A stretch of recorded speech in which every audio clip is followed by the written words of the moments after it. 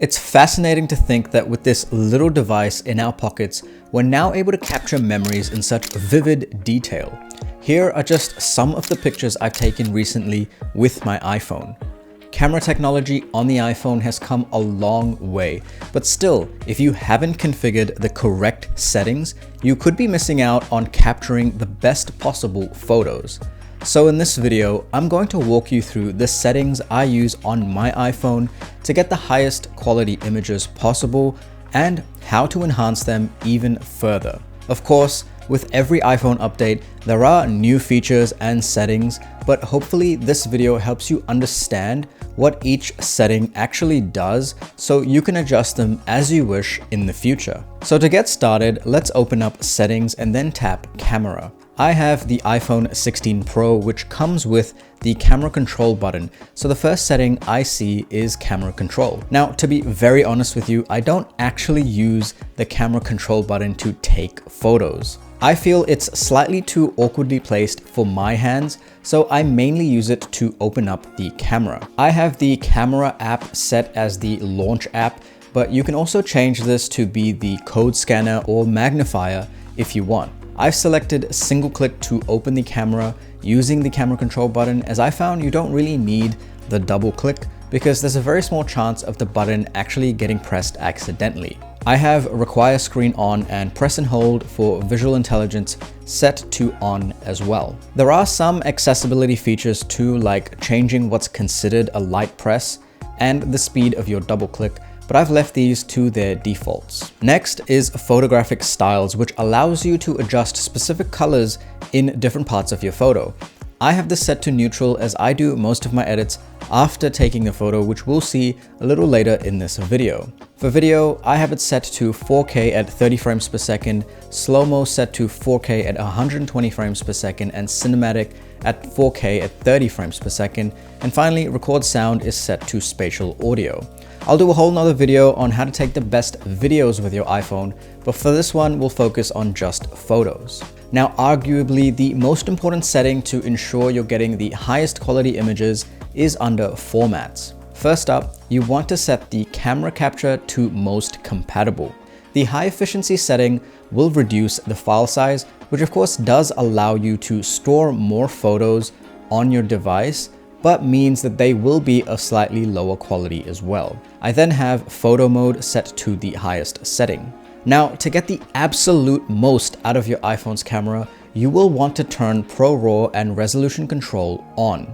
Then select ProRAW Max and JPEG XL Lossless. I've selected JPEG XL Lossless because it gives you the best balance between quality and storage. The files are smaller than regular lossless JPEGs, but still keep all the detail from ProRAW, which means I can push the edits even further without losing information. The only trade-off is that not every app supports JPEG XL yet, but for me it's worth it since I do most of my edits in apps that already do. For video capture, I have Apple ProRes turned on and ProRes encoding set to log. Jumping back quickly under preserve settings, I have camera mode, controls menu, creative controls, depth control, macro control, portrait zoom, ProRAW and resolution control, Apple ProRes and live photos turned on. All this does for those particular features, if you exit out and then return to that mode, your iPhone will remember the settings rather than resetting them. I don't use volume up for burst, and I have scan QR codes and show detected text turned on. Under composition, I have all the settings turned on: grid, level, mirror front camera, and view outside the frame. Now, if you have an iPhone 16 Pro or later, it comes with what Apple calls Fusion Camera. This combines information from different lenses and sensors to create the sharpest, most detailed photo possible. One of the biggest upgrades here is that alongside the standard 24mm lens, you also get two additional focal lengths built right in, 28mm and 35mm. Now, these aren't separate physical lenses, but Apple uses the 48 megapixel sensor together with fusion processing to crop in while still keeping an incredible amount of detail. The advantage is that instead of just zooming digitally, you're getting images that look like they were shot on a true 28mm or 35mm lens, which are really popular focal lengths in photography. Fusion ensures that even though the image is cropped, it maintains the same sharpness, the dynamic range, and the color accuracy as if they came from a dedicated lens.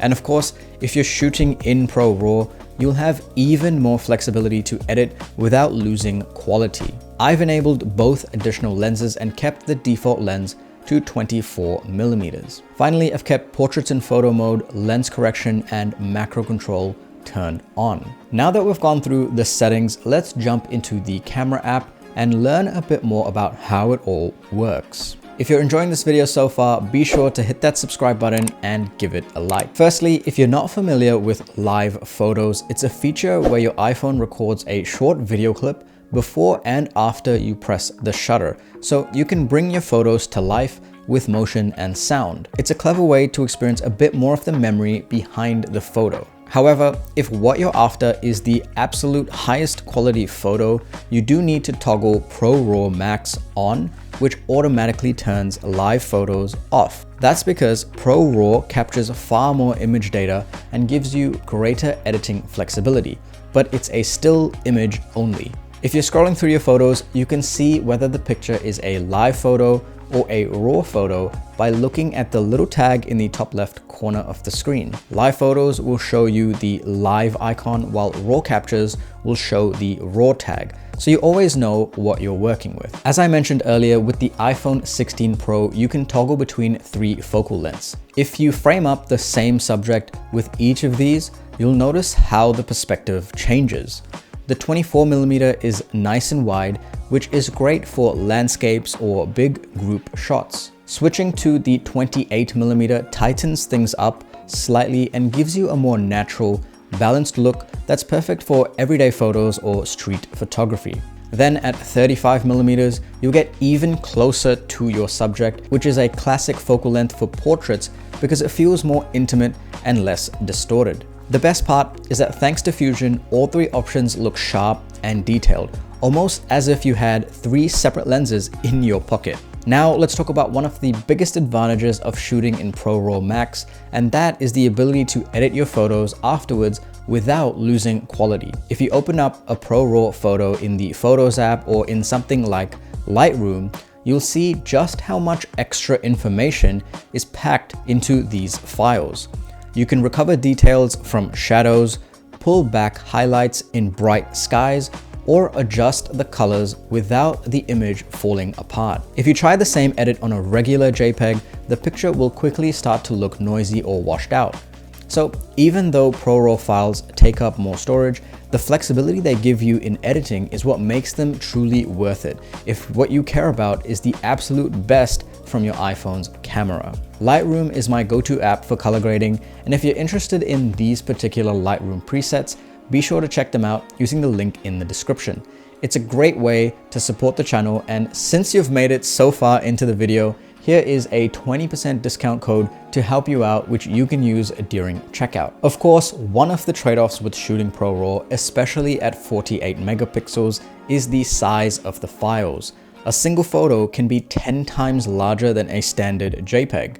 That means if you're someone who takes hundreds of photos a week, you'll fill up your iPhone storage pretty quickly. A good option is to use iCloud Photos, so everything is backed up automatically, but I also offload my photos to an external SSD to free up some space. Another tip is to go through your library regularly and delete any duplicates or test shots that you don't actually need.